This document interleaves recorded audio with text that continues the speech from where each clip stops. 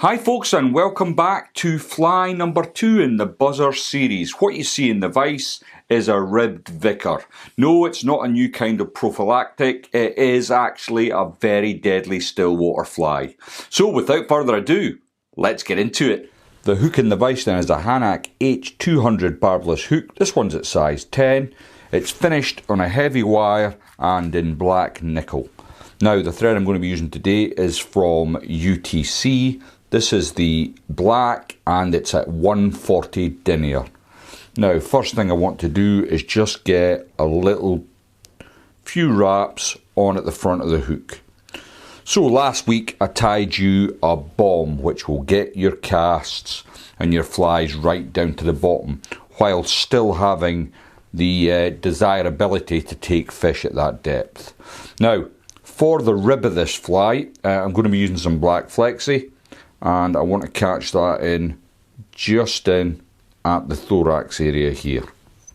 Once I've got it caught in, I'm going to stretch it out along the length of the shank, and I'm going to try and maintain touching turns all the way down to just as the shank starts to go into the bend of the hook. Now with my UTC I'm going to give it a little twist anti-clockwise just to flatten the thread out.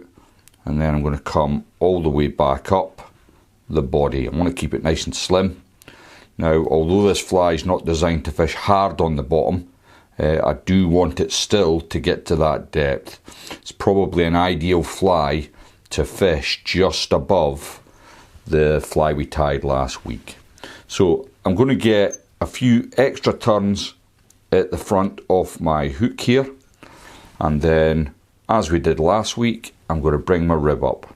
Initially, I've got quite a lot of pressure onto the flexi floss, and as we move up the shank, I'm easing that pressure off so that I get a nice ribbed effect on the fly. And I can bring that all the way up to the thorax. It's much easier to do on a straight shanked hook.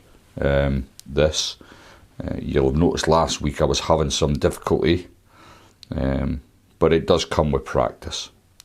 So once you've trapped in your flexi floss, you can come in with your scissors and remove the excess. Now, what I'm going to be using for my collar for this vicar is jewel tinsel, and basically it comes in gold one side and silver the other side.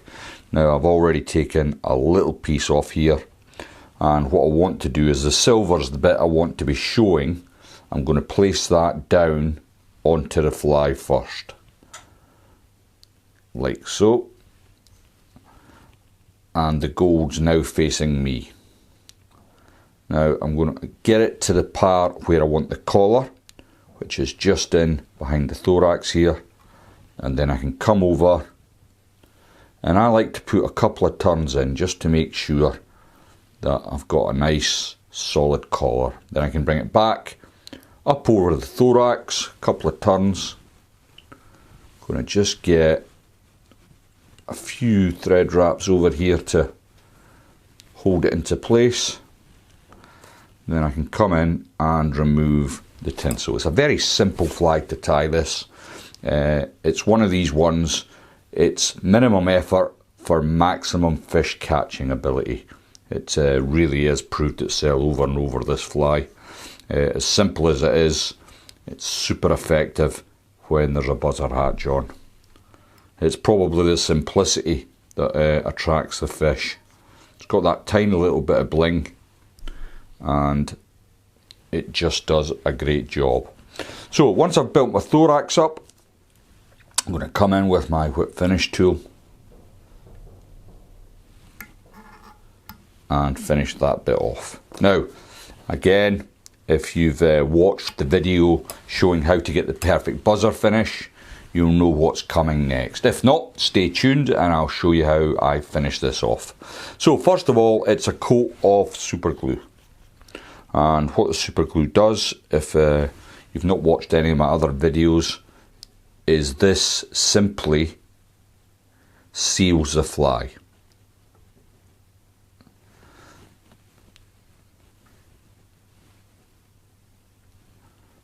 and prepares it for what's coming next. Now, size 10, it's probably, the Hanak 200 at size 10 is probably around the same size as a 12 in Kamazan. So if you're into the old money hooks, the Kamazan B175s, the size 10's around size 12. So again, Blue Peter fashion, I have one that I prepared earlier where the super glue has dried, and all I'm going to do is add a couple of coats of UV resin. Now, this can fish on the bung. I tend to, if I'm going to fish flies like this on the bung, I don't fish it as you would traditionally fish a bung, which is completely static. I suppose that's why people frown upon the bung a bit. They think that all you've got to do is throw it out there and watch for the fish taking your fly. But if I'm fishing straight hooks on my bung setup, what I like to do is impart plenty of movement in that bung. So I will count it down to anything between sort of 10 and 15 seconds, make sure the flies have reached depth, and then I will slowly figure of 8 for maybe 5 or 10 seconds and then stop. And what that does is it brings your flies up in the water column, and very often as they sink back down, that's when you'll see your indicator twitch or move away. Or sometimes they'll even hit it when you're retrieving, and the takes can be ferocious. Now, I'm not going to add another coat of the UV resin. I'm sure it's exactly the same as what you've just seen. So there we go, the second fly in the series. I hope you enjoyed that, and I'll see you in the next one.